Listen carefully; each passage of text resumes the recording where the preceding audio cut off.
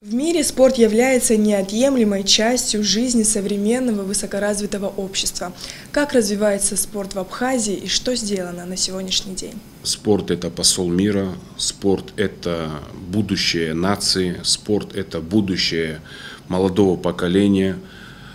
Неважно, где бы это ни было. Но хочу подчеркнуть, особенно для нашей республики, спорт является базовой составляющей социальной сферы любого государства.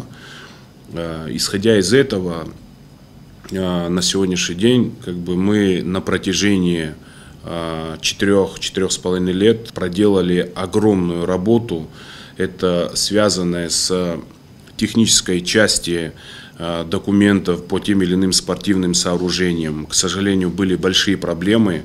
Это и по подведомственным спортивным сооружениям, которые были построены в рамках комплексного плана содействия социально-экономического развития Абхазии при финансовой поддержке Российской Федерации. Многие спортивные объекты не были введены как в эксплуатацию, так и с технической части документов не были приведены в порядок. Какие изменения на сегодняшний день есть и что у нас было, чего у нас не было.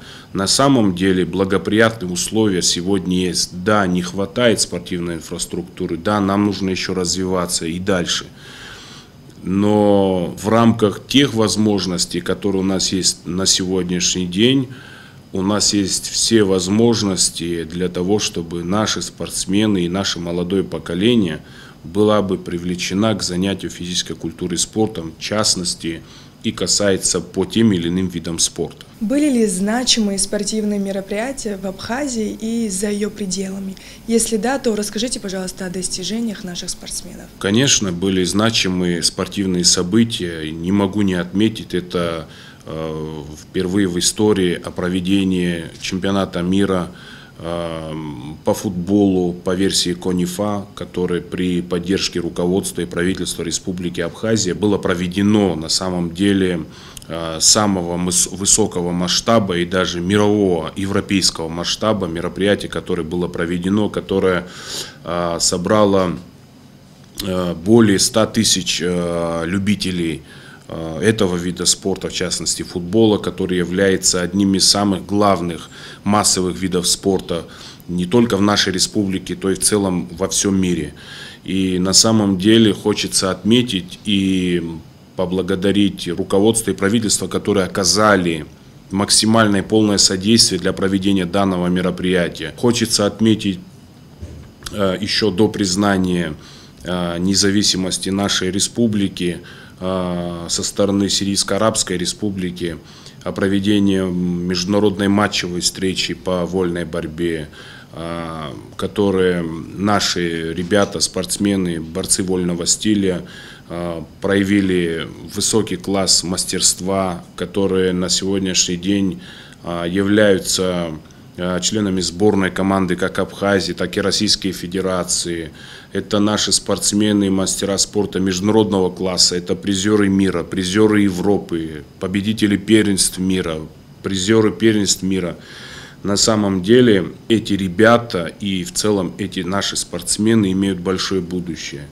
Хочется отметить и проведение международной матчевой встречи среди молодежной команды Нигерии и нашей сборной молодежной команды Абхазии по футболу.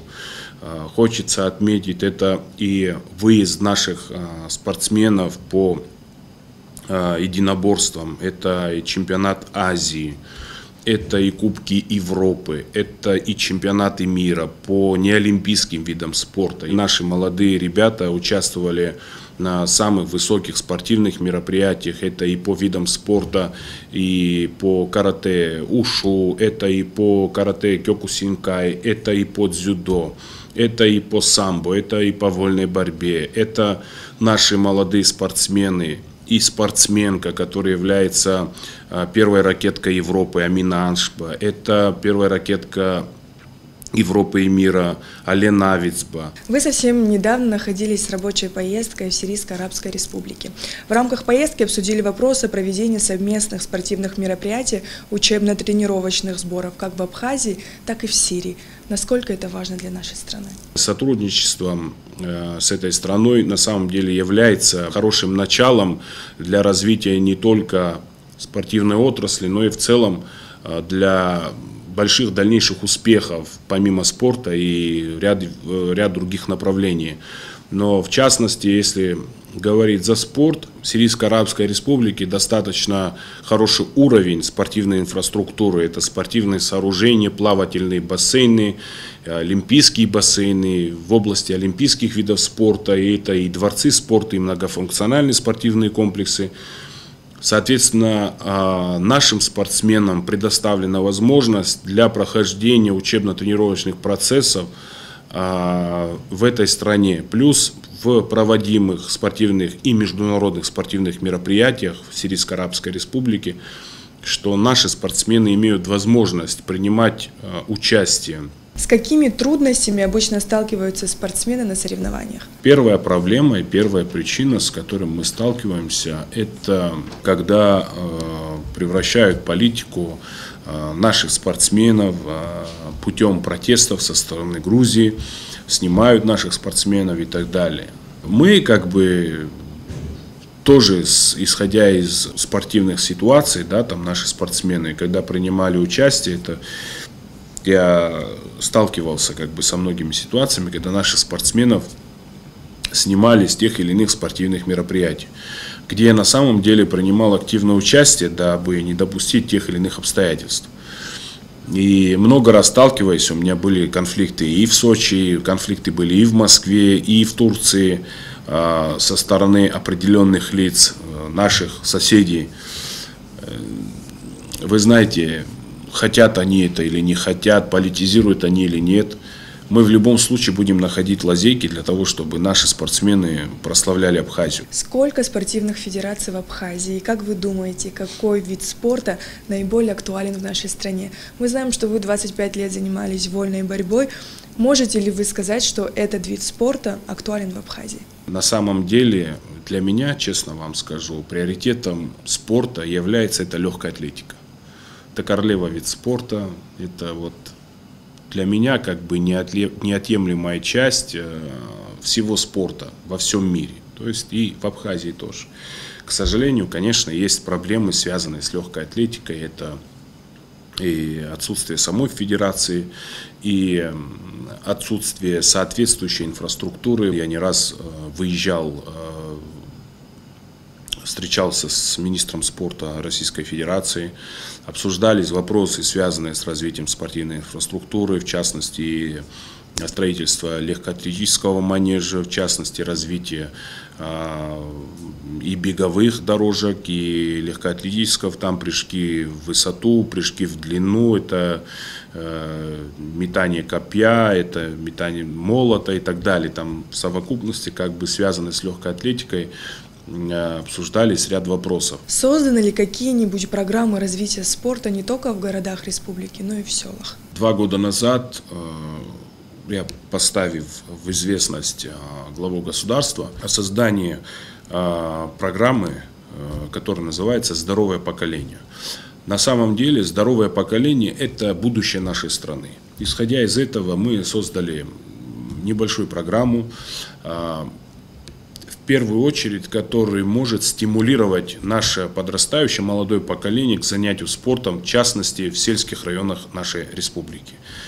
Как известно, 116 сельских школ на территории Республики Абхазия. Мы обеспечили, выделили и волейбольные, и футбольные мячи, и волейбольные сетки, и бадминтоны, для того, чтобы наши сельские районы Абхазии, в частности школы, почувствовали бы, что мы имеем желание, мы хотим поддержать их, потому что на сегодняшний день мы все вышли из сел. На самом деле у нас хорошие ребята растут, хорошие детишки растут в селах из многих этих детишек, которые на сегодняшний день у нас в Абхазии по многим видам спорта являются призерами России, призеры мира и Европы, и победители первенств мира. Мы знаем, что одной из приоритетных задач Госкомспорта Республики Абхазия является поддержка молодых и перспективных спортсменов. На данный момент какое общее количество детей занимаются спортом? На сегодняшний день это, честно вам скажу, не хвалюсь, ни я, ни другим тоже не хочу хвалиться о том, что у нас в 10 раз возросло количество занимающихся спортом, в частности и физической культурой. Из числа общего населения более 20 тысяч занимается физической культурой и спортом. У нас население Абхазии 280 тысяч, если взять более 20 тысяч человек занимается физической культурой и спортом, исходя из них, из этого общего числа, молодое поколение занимается физической культурой и спортом порядка более 10 тысяч. Если 5-6 лет назад занимались спортом 3-3,5 тысяч, сегодня составляет это количество порядка 10 тысяч. Но это ни о чем. Если говорить в процентном соотношении, если мы добились бы хорошего результата, если из числа общего населения, как в развитых странах мира, занимались бы физической культурой и спортом порядка от 40 до 55% населения. Вот тогда мы добились бы результата. До начала нашей беседы вы говорили о том, что спорт – это вся ваша жизнь. Подробнее, пожалуйста. Профессиональный спортсмен, когда уходит от спорта, он не может осознать, что он уже по возрасту не подходит к занятию спортом.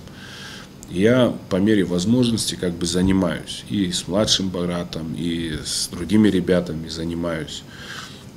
Когда я вижу наших молодых ребят, которые достигают результатов, кто-то борется, кто-то бегает, кто-то штангу поднимает и так далее, у меня на самом деле слезы на глазах наворачиваются, потому что я помню те процессы, через которые проходил мой отец, которые проходили спортсмены из поколения моего отца, наши старшие. Я помню те процессы, через которые проходил я, тогда тоже и сложные процессы были, тогда не было каких-то определенных моментов, чтобы за те или иные спортивные заслуги поощряли бы или еще что-то, как это сегодня происходит. Спасибо вам большое за приятную беседу. Ваши пожелания юным начинающим спортсменам? Нашим юным начинающим спортсменам я хочу пожелать больших успехов. Я обращаю внимание на многих молодых и вижу достаточно хорошие перспективы у наших молодых юных ребят, спортсменов. За последние 3 года уже так выразиться, поставил диагноз более 50 детишкам, которые со временем добьются больших успехов в спорте. Самое главное, чтобы они ценили своих родных, своих старших и уважали свое окружение, своих родных и близких.